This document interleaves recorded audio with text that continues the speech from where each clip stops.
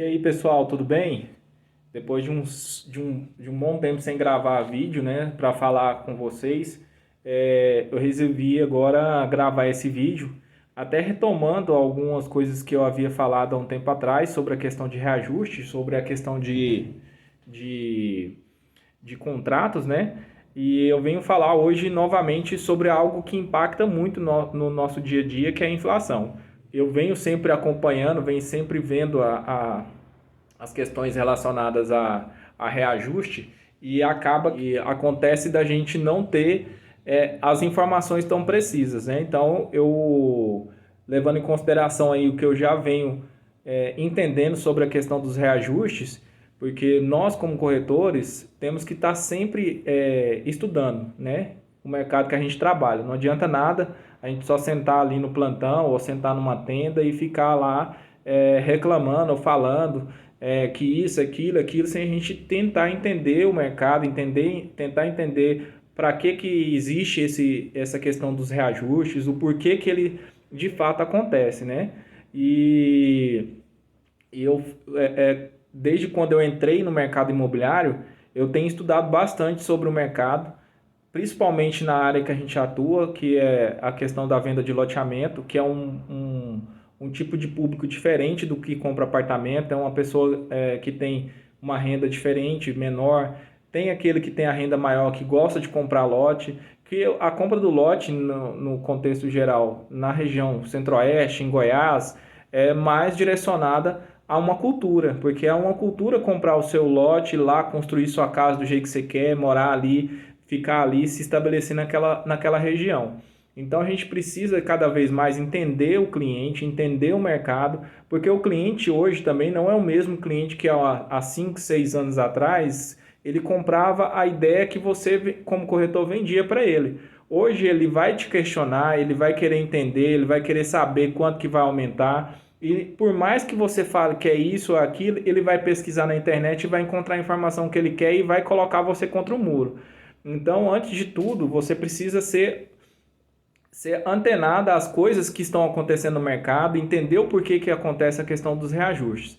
As imobiliárias, hoje em dia, elas adotam índices variados, né? Que são alguns índices que tradicionalmente são usados para medir outros tipos de negócio, igual por exemplo o GPM. O GPM ele é o famoso inflação do aluguel, né? E o IPCA é o de consumo, que é a inflação do ano, a inflação do Brasil, é o que mede a capacidade de renda do consumidor. Então, são dois índices que não tem nada relacionado a eles em relação a imóveis. Os imóveis, eles valorizam conforme vai passando os anos, conforme vai aumentando a matéria-prima, o valor da matéria-prima, o custo de empreender, o custo de colocar para vender. Então, tudo isso impacta no custo do imóvel na hora que ele é colocado para vender. Mas nenhum desses dois índices diretamente influenciam nisso. Eles influenciam nos recebíveis, que é quando a gente tem que entender por que eles são utilizados e para que eles servem, né? O IGPM, por exemplo, ele é considerado a inflação na porta da fábrica, que é aquele índice que normalmente as pessoas, que os empreendedores utilizam, por ele ter uma base nos commodities, na cotação do dólar e na matéria-prima, né? Então, se esses produtos, se a matéria-prima, os commodities sofrem alteração de valor por estar em falta, que é o que aconteceu agora no ano passado, com a escassez de matéria-prima e de commodities, houve uma elevação dos preços internacionais e com a alta do dólar, o IGPM foi lá nas alturas, chegando a quase 40%, uma das maiores altas históricas que já aconteceram em relação a esse índice desde quando ele foi criado. E então, assim, ele é impactado diretamente nisso. E já o IPCA, ele é impactado pelo produto que você compra. Você compra lá a carne hoje, amanhã ela aumentou. Então, ela sofreu um índice de reajuste aí, que ele é calculado. Para se medir o IPCA, eles pegam regiões do Brasil e fazem uma consulta de preço de produtos, o preço que um produto tinha há um dia, no mês, e o preço que esse produto passou a ter no mês seguinte, ou no período seguinte. E aí eles têm o percentual do índice daquela região que se soma às outras regiões e se faz esse cálculo aí para você ter qual foi o percentual de aumento do IPCA, ou se ele teve redução ou se ele teve aumento. O IPCA também foi muito impactado com a pandemia, devido à falta de produtos nas prateleiras, a questão da carne que influenciou, a questão dos alimentos, que além da carne, outros alimentos que influenciaram. Houve aumento da gasolina, teve aumento do óleo diesel, teve vários fatores que impactaram no final do aumento do IPCA, que fez com que ele fechasse o ano acima dos 10%.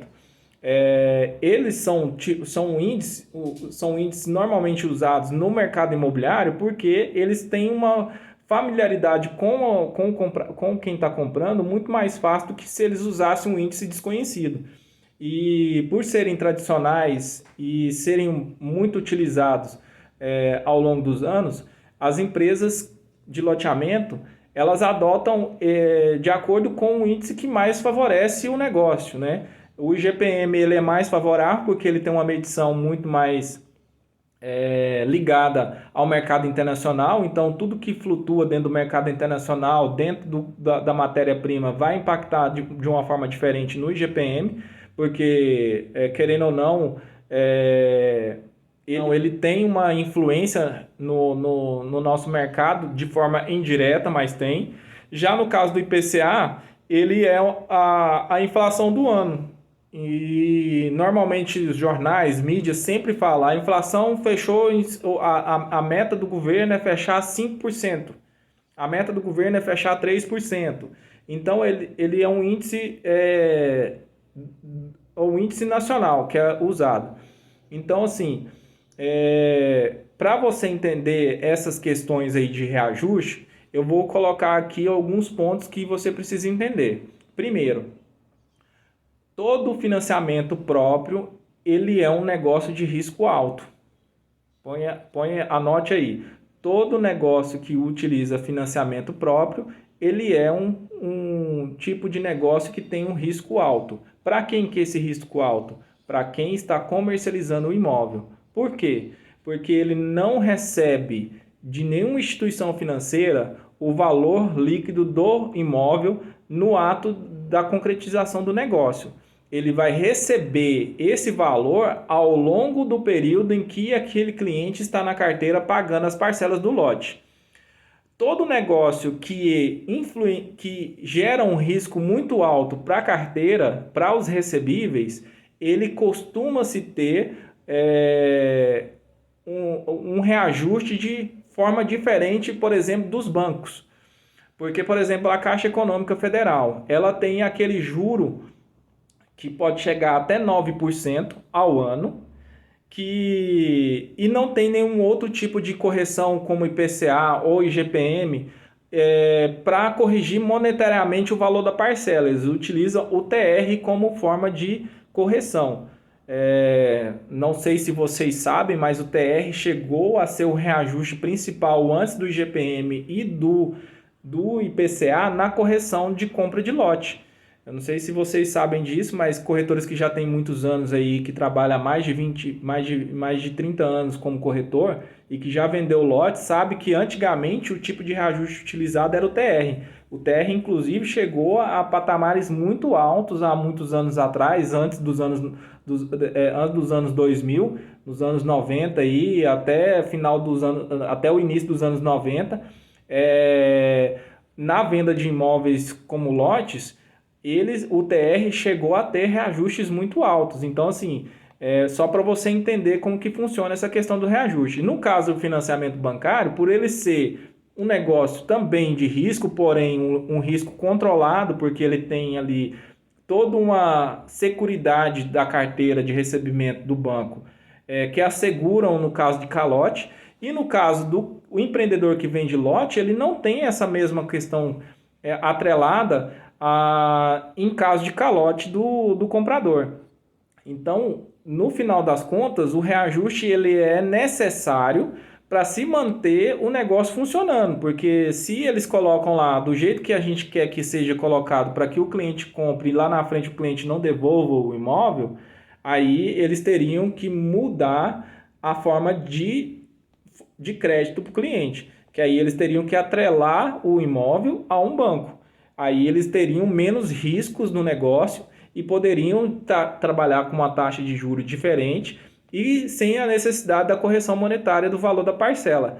Então, basicamente é isso. Se você trabalha com loteamento que tem financiamento próprio, tenha em mente o seguinte: não vai deixar de existir nenhum tipo de reajuste e as empresas não vão adotar preço de mercado para o lote que eles estão vendendo. Eles sempre vão colocar o valor acima do valor de mercado, os lotes, e sempre vai corrigir eles conforme a taxa de juro, que é um juro indexado, que é comum em qualquer financiamento, e vai adotar um tipo de reajuste ou IGPM ou IPCA. Qual que é a vantagem de um e do outro?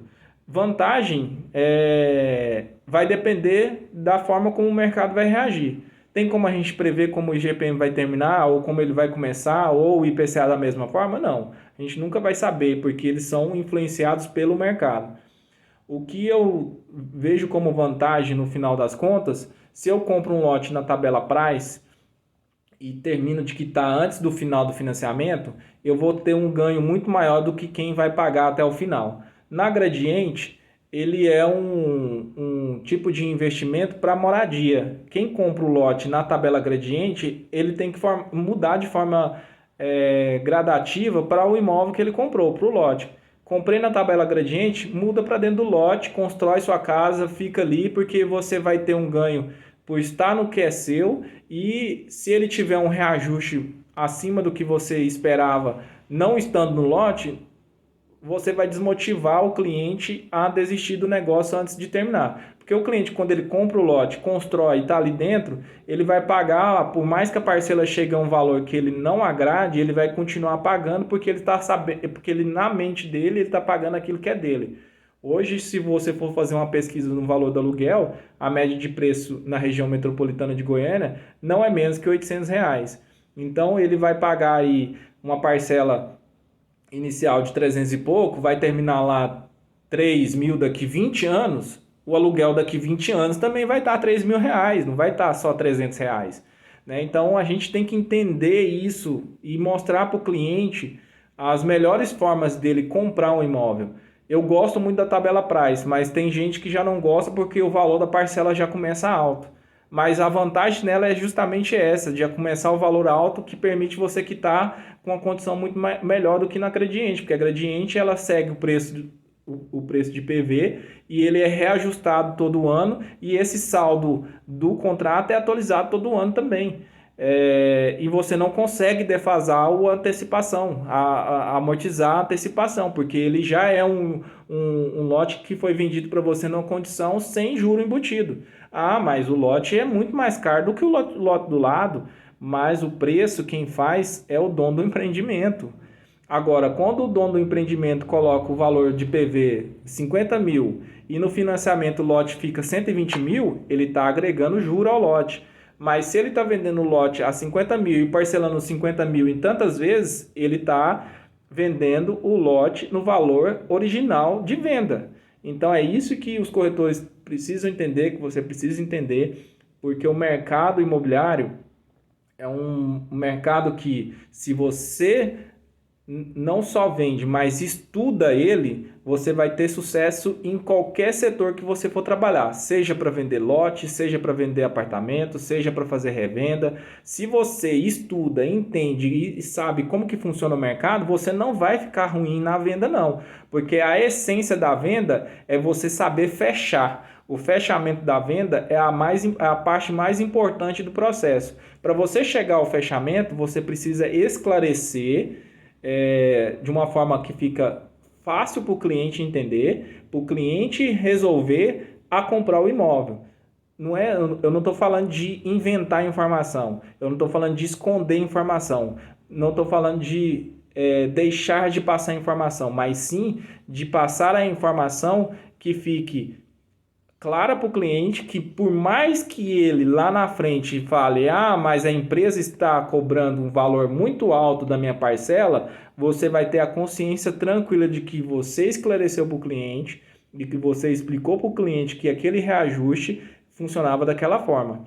E volto a repetir novamente o que eu falei lá há um pouco tempo atrás agora no vídeo.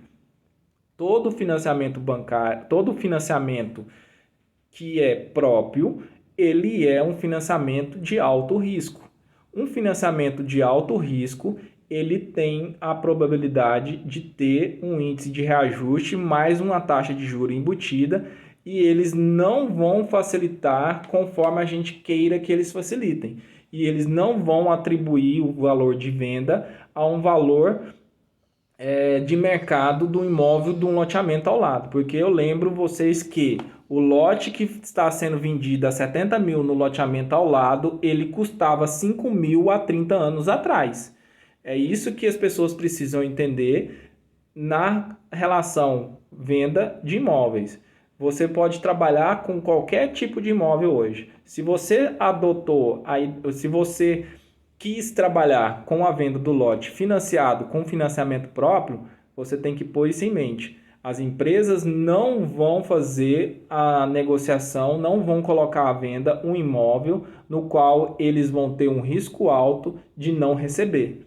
Eles sempre vão colocar o imóvel à venda para que eles possam receber essa carteira até o final da melhor maneira possível.